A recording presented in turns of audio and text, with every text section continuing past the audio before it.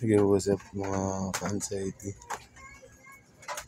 Naiinis lang ako kasi kanina may nag-alok sa atin ng trabaho. Gusto ko sana kasi siyempre may pagkakakitaan na.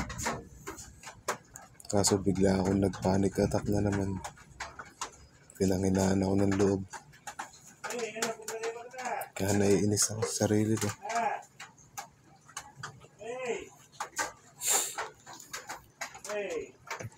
Sinabi ko na lang na malakas ang ulan.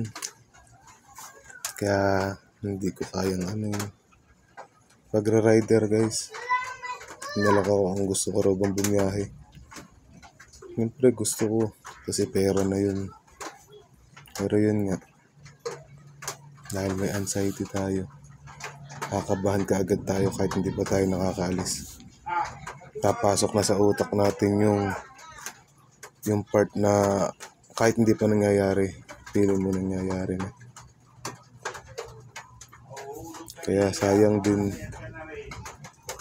Pero sana magtuloy-tuloy ng recovery ko. Hindi pa man ako nakaka-recover, pero sana mawala na. Sa nga pala, 4 years ko nang pinagdadaanan itong anxiety na to. Ngayon lang lumala ng ganito na halos di na ako makalabas ng bahay. Sobrang hirap talaga. Ito, narito na naman ako sa bahay nakakulong. Kasi nga, nag-overthink na naman. Gusto ko lang naman maging normal na tao. Pamuhay na normal. Dumadami ang bayarin, nagmamahal ang bilihin. Kaya kailangan talaga magsumikap. Pilit ko nilalakas ang loob ko kaso lagi nangunguna yung kaba. Yung halos hindi ka na makahinga. May time pa na pagka na wala akong kasama dito. O totally wala talaga ako sa dito sa bahay. Kasi dalawa lang kami ng asawa ko. Tapos dyan sa bahay ng mga nanay ko sa kabila naman. Pagka walang tao dyan, ayan, umatake minsan yung trigger na kala mo sa sarili mo mamamatay ka na. Pero ang totoo, inaatake ka lang ng anxiety. Ayun guys, medyo namumutla tayo kasi naatake tayo ngayon ng anxiety. Para pa ako naiiyak. Kasi gusto ko na makapagtrabaho talaga. Ayoko ng ganitong buhay.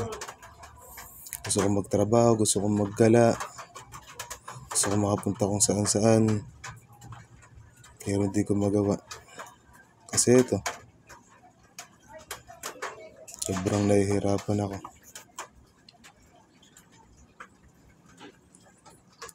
Kahit bata, matanda guys, pwede magka-anxiety.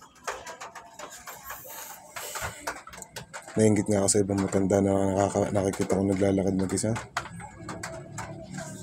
Bilib ako sa kanila kasi malakas ang loob at matatag sila. Samantalang ako, 21 years old or 22 years old ako nang mag-umpisang umatake sa akin itong anxiety na to. Ayun, awa ng Diyos, nakapagtrabaho pa rin naman ako. Naging regular pa ako sa iba kong trabaho. Ang problema nga lang, hindi na ganun kalakas kagaya ng dati. Marami ng kahinaan dahil mayroon kang anxiety. Nakapagtrabaho pa ako. Tuloy-tuloy ang naging trabaho ko pero lagi akong absent. Kaya nagiging bad record na ako sa mga company na papasukan ko. Namagang rider ako. At lumakas ang loob ko. Pero ayun pa rin. Di pa rin talaga may iwasan umatake. Hanggang matigil ako pag-rider. Sideline na lang. Hanggang sa ngayon, walang-wala. Pero pilit kinakaya.